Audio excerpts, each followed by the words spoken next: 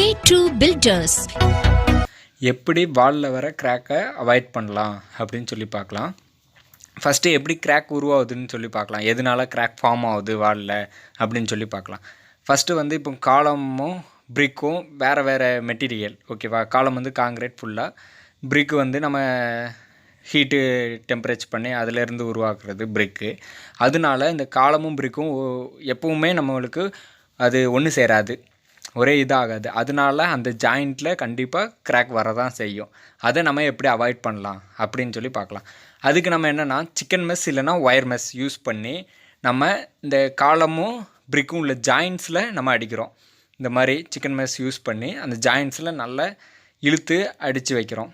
ஏன்னா அந்த ஜாயிண்ட்ஸில் தான் கண்டிப்பாக கிராக் உருவாதனால அப்படி அடிக்கிறோம். நம்மளுக்கு ரெண்டு சைடுமே பிரிக் இருக்குது, சென்டரில் காலம் இருக்கிறனால நம்ம த்ரூ அவுட் பண்ணுறோம். இப்போ நம்மளுக்கு ஒரு சைடு பிரிக்கு, ஒரு சைடு காங்கிரீட் காலத்தோடு முடிஞ்சிட்டுனா அந்த சைடு மட்டும் அடித்தா போதும். வேறு நம்ம த்ரூ அவுட் காலம் வரைக்கும் வரணும்னு அவசியம் இல்லை. இந்த மாதிரி அடித்து நம்ம நல்லா இது பண்ணி டைட்டாக இது பண்ணி நம்ம சிக்கன் மெஸ் இல்லைனா ஒயர் மெஸ் யூஸ் பண்ணி இந்த மாதிரி நல்லா ரெண்டு சைடு ஆணி அடித்து நல்லா இழுத்து பிடிச்சி வச்சு இதுக்கு மேலே பிளாஸ்டிங் பண்ணுனா அந்த கிராக் ஃபார்ம் ஆகும்.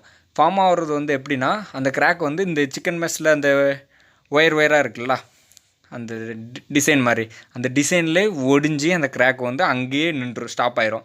அந்த வால் பிளாஸ்டிங் வரைக்கும் அது கொண்டு வராது. எங்கே ஃபார்ம் ஆகிறதோ அங்கேயே அதை உருவாக்குறத அங்கேயே அழிச்சிரும். அதனால தான் இந்த சிக்கன் மெஸ் யூஸ் பண்ணுறோம்.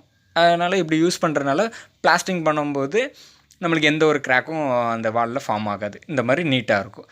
இப்படி தான் நம்ம கிராக்கை அவாய்ட் பண்ணலாம் இந்த காலம் அண்ட் பிரிக் ஜாயின் பண்ணுற ஏரியாவில். அதே மாதிரி பீமும் பிரிக்கும் ஜாயின் பண்ணுற ஏரியாலும் இதே மாதிரி ஒயர் மெஸ் யூஸ் பண்ணி நம்ம அடிச்சுக்கலாம். இல்லைனா இன்னொரு மெத்தட் என்னென்னா, நம்ம ஒயர் மெஸ் யூஸ் பண்ணல அப்படின்னா நம்ம அந்த பீமுக்கு கீழே அந்த முடிகிற இடத்துல பீமோட முடிகிற இடத்துல நூல் காடி அடிக்கலாம், காடி கூட அடிக்கலாம்.